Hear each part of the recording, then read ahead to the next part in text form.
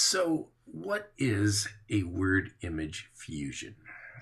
So, the best way to talk about word image fusions is to talk about some designs that have already been done because, the picture says 1,000 words and all that good stuff. So, what we're looking to do with the word image fusion is we're trying to come up with a concept that will take the word and turn it into some kind of graphic representation of what the word means. Now, I'm going to show you some examples of some word image fusions that are good and some that are not so good, and we'll talk about what makes them successful or not. So let's take a look at this one, for example. Let's look at double vision first. It's a pretty literal literal interpretation of the word. Is it does it work? It's okay. The choice of typeface, I think, helps this particular word image work better, but it doesn't really do the job. Let's talk about something that actually does. So we all know anorexic, and what's beautiful about this particular word image fusion is that there's the choice of typeface is critical to making this work. A big, bold, heavy typeface that's very dominant, and then a thin, teeny line with the thin, teeny head or dot on the eye makes this work. That's the only thing that makes it work, is that contrast. So that's important to understand as we move forward into these designs, is that the choice of type and what you do with the different element is really important. This is another perfect example of the right choice of type with the word. Now, this is clearly super cute. As far as I'm concerned, I think it's super successful. Did it need the capital B? Maybe not, but whatever. The point is that the two S's that are transposed is what makes it work. Would this work with another typeface? No.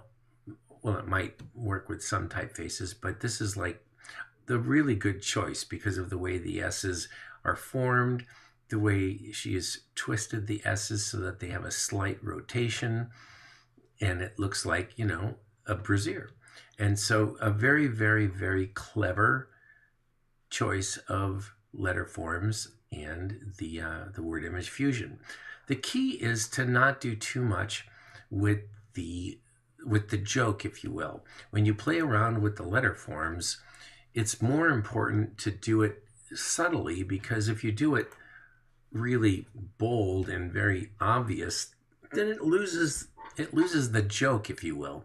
What we're trying to do is we're trying to find, it may not necessarily be humorous, but sometimes, and actually almost mostly it is.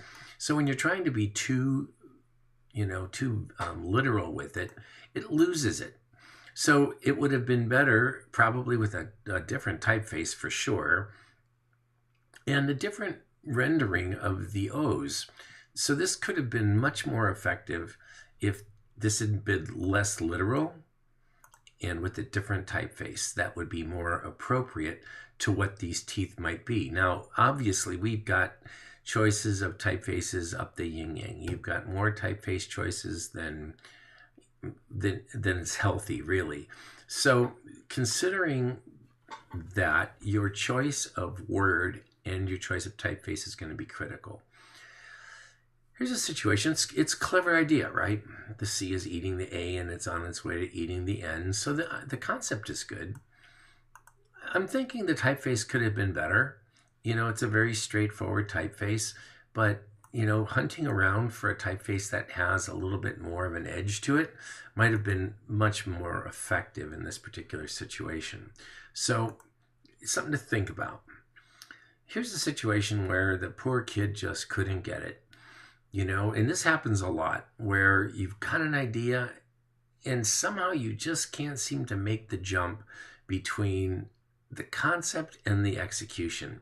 So this kid, he just tried and tried and tried and tried, just never really got it. This was starting to get close. But again, the choice of typeface might have had a lot to do with it. There's some very nice, and this is an architectural typeface. And so it's a Euro style and it works, but it's not like that might be the perfect typeface. So another, you know, another exploration into typeface choice might have been effective in terms of pulling this design off. This is not bad, but what's happening here is that the choice of type is good, but we lose some of the relationship between the thickness, which is now too thick, and the thin, which is okay because it's been split, but it starts to break down just a shade.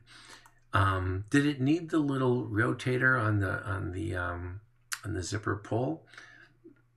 Maybe not. Maybe it just needed to have the fly split, and maybe it didn't need a zipper pull. So these are some things to think about as you are developing your concept. This is, I think, a super clever idea, and again, choice of typeface makes this totally work. You could do the idea with almost any typeface, but would it have that sort of nautical anchor look to it? This was a beautiful choice of type for this particular solution. So it totally works. And what we're seeing here is that we're seeing that these are not literal translations. These are typographic iterations, if you will. They're typographic alterations that make the joke work without being too obvious about it. Here's one that is a little obvious. It's picking a typeface that does the job. I think the typeface is called String, actually. And they went and they took the I and they kind of ran it out a little bit. So it's cute. It takes advantage of the typeface, but it's not an amazingly original solution. It kind of sort of says, okay, here it is, it works. And so, there you are. This is, I think, another beautiful example of a great concept and the right exact choice of typeface. You have to actually sort of read it before you see the joke. And then it's like, oh, that's so clever. That's ideally what you want to do. You want it to be subtle so that you don't necessarily see it right away. You want to see it like, oh yeah, it's almost like a punchline. Like someone laid out the joke and then you went, oh wow, funny. Okay. So here, this is something that's actually, I think it's beautiful. And again, the typeface choice, it works. But the beautiful part of it is that you don't really see it until you realize, oh my God, he's posing as an M. And it's so clever because you don't see it right away. You just read imposter. You're like, oh, good. And then you go, what's wrong? And then you go, oh, wow. So that's a beautiful, beautiful idea that's pulled off by a really great choice of type and a great concept. This is something we've probably seen before. And I want to caution you that if you go Google this stuff, you'll see a lot of word image fusion ideas. And you're not necessarily going to want to pick those because if you do, I will, find it. And I will go, hey, you stole this. And so let's not do that. But this is something I think's already been done. It's cute because the typeface really totally works. There's the little heart, the transposed reversed S's. So it works. It's a very cute design, not amazingly unusual or unique, but it does work. Here's an idea that was a good concept, and so I was like, yeah, okay, it's good. Nice idea. Can you do something more with it? Oh, okay, well, you turn the lights off and now it's light. Okay, better, but can you do better? And so this is what I'm always going to be doing. I'm always going to be pushing you to get the idea to be cleaner and more true to the typeface. So this is what she came up with, and it's so much better, right? Because this is obvious. Okay, it's a light, it's a G. Okay, we got it. But it's too literal. This is beautiful because it's taken the correct typeface and it's turned the lowercase loop into the socket. It's beautiful. And so it totally works. So this is so much stronger than this. So I'm always going to be pushing you toward this kind of solution. Oh, turn the lights off. this is cute. This would work in a variety of different typefaces, but it's a neat idea. The I just disappears, the dot's there, but hey, it's private. Okay, so it's cute, it works. This is something we've probably seen a million times.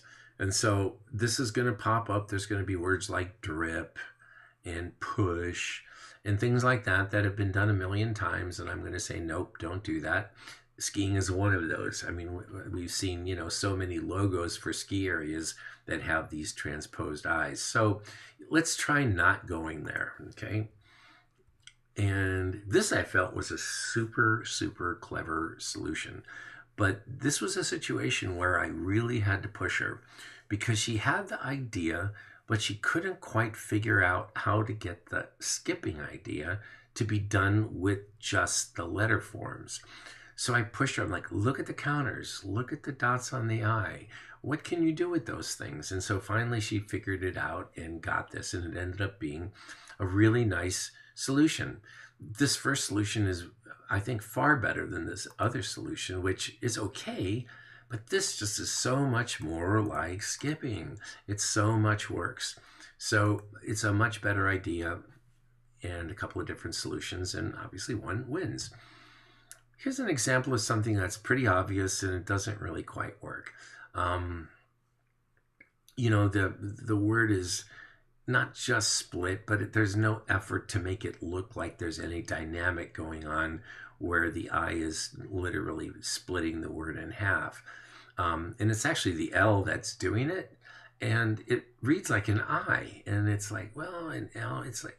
So there's a lot of things wrong with this that just didn't work. The rendering of the L, the fact that it's supposed to be like a stake or like an auger or something that's going to split something in half. But it just it wasn't rendered well, and it just, choice of type probably wasn't the best choice. And so the concept was okay, but the execution really kind of fell short. So that's just a good example of someone who just didn't push it far enough. Here's another example of something that's okay, twist, got that. It's it's been done in one way, shape, or form, and taking the S and repeating it. It works. It's not bad. The choice of type is okay. So it's a decent solution, but it's not epic. This is another design where there were a variety of solutions here that I felt could have been pushed. And even here, the person was trying to do all these fangs and blood and all kinds of weird stuff. And I kept pushing. I'm like, there are 2 teeth in this solution. You've got to look for the teeth. That's what a vampire is. It's 2 teeth. And so it went back and forth and back and forth. And finally they came up with this. And I was like, yeah, okay, it works. It's a good solution. But then I look at like the M. Like, what if the M had been flipped upside down and these 2 elements became the teeth? It would have been awesome. Simpler and more straightforward. And it would have been a more effective kind of, the joke would have been more pronounced. So this worked. It was good. But there could have been a better solution there. So these are the kinds of things I'm going to be pushing you forward. I'm like, look at that. It's there. You have it. You just don't see it yet. And here's their final ladder. And again, it's okay. It works. But they ended up like squishing the typeface, which they didn't need to do. And sometimes I don't see these things till the final, I'm pushing and then they miss a review and who knows. And then this is what comes in at the final. But, it works, but boy, it could have been better. Here's another example. Good concept. The yo becomes the yo-yo. The second O becomes the yo-yo. And that was work. And I'm like, okay, so we got the string. We got the little reflection on the yo-yo. Okay, it's working, but it's a little too literal. Can you do it with less? And so, yes, you can, right? The second O becomes the yo-yo. You don't need the little reflection, and bingo, it suddenly works. And so going from literal to just a pure typographic solution, so much better. And this one I just felt was just awesome. And again, it's one of those where, zombies, there's always more than one. And so the I, of course, has the dot. and the E gets the dot. I mean, it's just a beautiful solution. And the choice of type was epic. And so this is like, one of the more, I think, successful in terms of getting an A type of project. It just really, really, really worked. So these are the kinds of things you want to think about as you develop your ideas toward your final word image fusion. Okay, so that's that for this lecture.